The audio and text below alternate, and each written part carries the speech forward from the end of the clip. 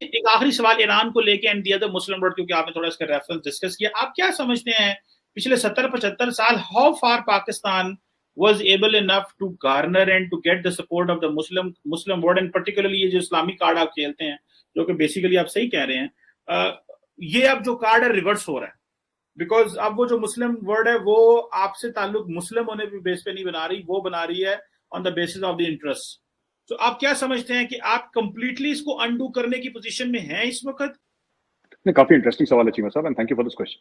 चीमा साहब, ऐसा है कि मुझे लगता है कि भारत ने काफी हद तक अंडू करा है, क्योंकि एक जमाना था कि हमें ये डर लगता था, इंडियन गवर्नमेंट को डर क्या, एक जिसको कहते हैं ना झिझक, जिसको हम हिंदी में कहते हैं, एक झिझक थी मन में कि अगर हम इजराइल के साथ ताल्लुकात अच्छे रखेंगे तो हमारे जो मुस्लिम्स हैं वो क्या सोचेंगे।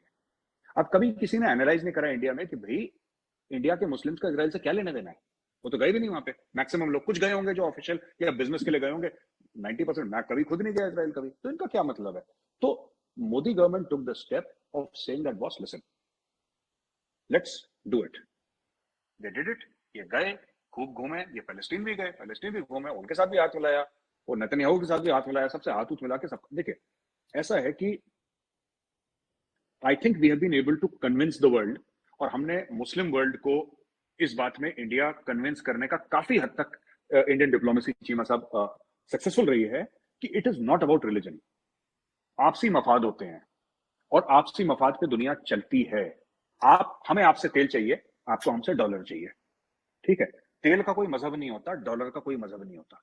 तो ये मजहब कार्ड आप लोग ना खेलें, इससे किसी का फायदा नहीं हुआ। लेकिन पाकिस्तान ने बड़ा इफेक्टिवली यूज करा कश्मीर को लेके और फलस्तीन को लेके काफी टाइम तक। बट जो इंडिया की अग्रेसिव डिप्लोमेसी हुई बीच में, उसने काफी हद तक अंडू कर दिया चीमा साहब। आप कंप्लीटली अंडू करें ना करें, मुझे लगता है ऐसा हो पाएगा, ये मेरा मानना है।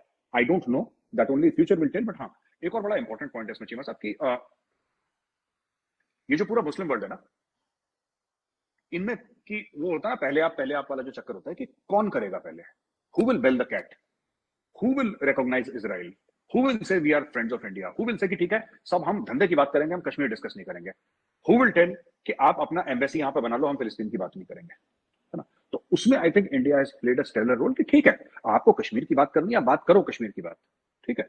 आपको पैलेस्टीन की बात करनी है, आप जरूर करो, वो आपका हक है। We are nobody to interfere in your foreign policy. लेकिन कश्मीर से ऊपर, पैलेस्टीन से ऊपर धंधा है। आप कभी दुबई गए, किसी शेख से मिले, तो आप शेख को बोलिएगा, उसको अरबी के अलावा कोई जबान नहीं आती होगी चीमा साहब, और मेरी गारंटी है किसी भी शेख को आप जाके वहां पर बोलिएगा, शेख साहब केम छो, वो बोलेगा मजा में। मोदी जी ने गुजराती सिखा दी शेखों को, सब धंधे पे लग गए, everybody. And this is Indian diplomacy at its finest and most aggressive.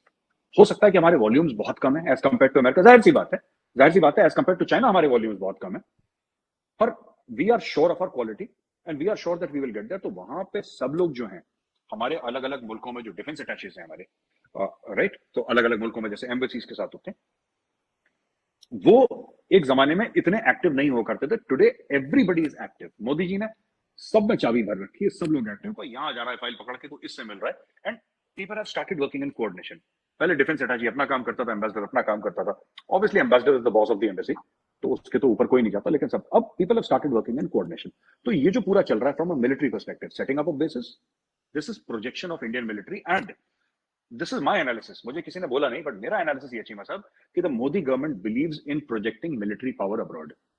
मुझे ऐसा लगता है, क्योंकि अभी होम मिनिस्टर साहब का कहीं पर बयान आया था कुछ महीने पहले कि we will pull out army from north east.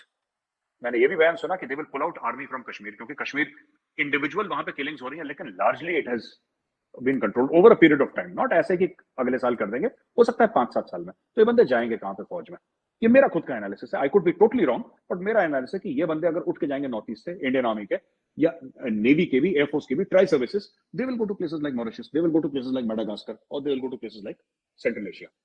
तो ये भी है। लास्टली जो आपने बोला कि having positive relations with the Islamic world, this is a top priority for India, whether it is OIC, ये इंडिया के लिए प्रायोरिटी है। क्योंकि मैं आपको बताता हूं क्यों, और ये भी पाकिस्तान की वजह से है, क्योंकि पाकिस्तान ने इस्लामिक कार्ड प्ले करके, right, whether it was for Kashmir और it was for the own Indian population in India, वो इस्लामिक कार्ड प्ले करके इंडिया को काफी कॉर्नर करा भी है इन द पास्ट, सक्सेसफुली, और काफी कॉर्नर करने की कोशिश भी करी है।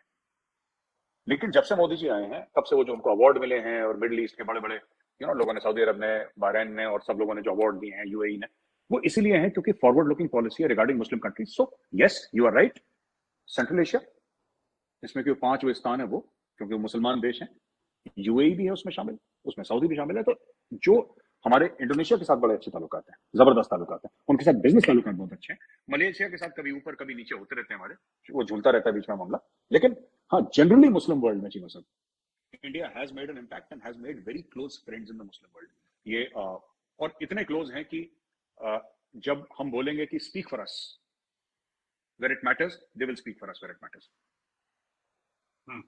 बिल्कुल ठीक है। मतलब ये कि अच्छा, एक आखिरी छोटा क्विक क्वेश्चन है और एक कमेंट भी है। आप कहते हैं कि ब्रह्मोस का जो आपने वो कह रहे हैं एक्सपोर्ट प्रोडक्ट है, वो तो रिसेंटली जब आपने वो जानबूझ के मिसाइल चलाया था टुवर्ड्स पाकिस्तान, कहते हैं साइड गलती ना छूट गया, तो वो तो उसमें मेजर साहब उसमें तो क्वेश्चन मार्क नहीं लगा था। I think BrahMos Philippines buy कर रहा है, कोई $300-350 मिलियन का कोई डील शायद, if I am not wrong, हुई थी कोई। तो उसमें वो सारी बात है, क्वेश्चन मार्क तो लगा था उसके ऊपर भी कि भाई ये इनका मिसाइल प्रोग्राम किस तरह का है, मतलब ये चल गया है, इसी तरह निकल गया है, तो कल को हम ले वो कहीं और तरफ चीन की तरफ चल जाए, चीन ने तो माफ नहीं करना, उसने तो शुरू हो जाना है जो है ना, उसने तो ठोक देना है फिलीपाइंस को। तो एक कमेंट मैंने कहा जरा इससे पहले नहीं चीमा साहब, आई थिंक जो बायर्स हैं इसके, potential buyers, it is not only one country, there are 4-5 countries जिनसे बातचीत चल रही है। And I think this situation has been explained and they have understood sir. तो हमारे डिप्लोमेट्स जाके उनको पूरा एक तरह जाए एक तिरानी पूरी स्टोरी समझा दी। उन्होंने बोला हाँ साहब, एक तरह जाए एक तिरानी, हम समझ गए, कहानी खत्म हो गई। They have explained it, diplomats का काम ही होता है मरम रखना, and I think they have explained it, और बस ये तो दे हैव मैनेज्ड इट।